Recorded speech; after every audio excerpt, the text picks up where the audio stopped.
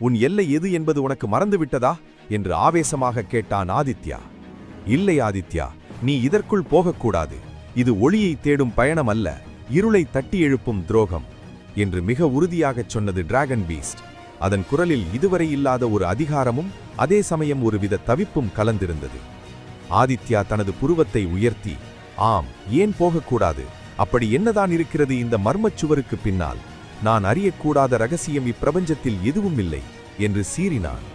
ஆதித்யா, சில உண்மைகள் புதைந்து கிடக்கும் வரைதான் உலகம் அமைதியாக இருக்கும். நீ இப்போதைக்கு இதை தெரிந்து கொள்ள வேண்டிய அவசியமில்லை. இது உன் அகுதிக்கான கேள்வி அல்ல, உன் பாதுகாப்பிற்கான எச்சரிக்கை. உடனே இங்கிருந்து திரும்பு என்றது டிராகன் பீஸ்ட். ஆதித்யாவின் கண்களில் கனல் தெரித்தது. அவன் கொண்ட லட்சியம் அவனுள் ஒரு நெருப்பாய் எரிந்தது. உனக்கு தெரியும் தானே, நான் எதற்காக இத்தனை இடர்பாடுகளை கடந்து இங்கே வந்தேன் என்று. அந்த தீராத சாபத்தை முறியடிக்காமல், என் மக்களின் கண்ணீரை துடைக்காமல் நான் இங்கிருந்து ஒரு அடி கூட பின்வாங்கப் போவதில்லை. வழிவிடு என்றான்.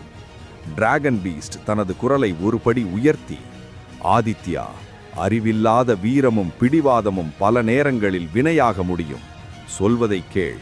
நீ இப்போதைக்கு அறியாமையினால் இந்த கதவை திறந்தால் இந்த உலகத்திற்கு இதுவரை பார்த்திராத ஒரு கோர பேரழிவை நீயே உன் கைகளால் கொண்டு வந்தவனாகி விடுவாய்.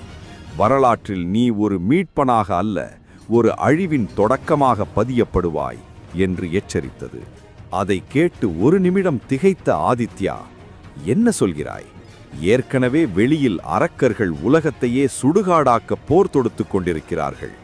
இரத்த ஆறுகள் ஓடிக்கொண்டிருக்கின்றன. இதைவிட பெரிய அழிவை நான் கொண்டு வருவேனா? உன் பயம் உன்னை குழப்புகிறது டிராகன் என்று ஏளனமாக சிரித்து கேட்டான். ஆம் ஆதித்யா, வெளியில் இருப்பது உடல் சார்ந்த போர்.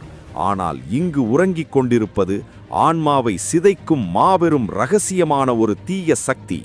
இதை வெளி உலகத்திற்கு தெரியப்படுத்தவோ அல்லது இதற்குள் நீ நுழைந்து அந்த பேரரக்கனை தட்டி எழுப்பவோ நான் ஒருபோதும் அனுமதிக்க மாட்டேன் என்று கூறிவிட்டு டிராகன் பீஸ்ட் தனது பிரம்மாண்டமான டிராகன் உருவத்திற்கு மாறி அந்த பாதாள குகையே அதிரும் வண்ணம் ஆதித்யாவின் வழியை மறைத்து நின்று கர்ஜித்தது.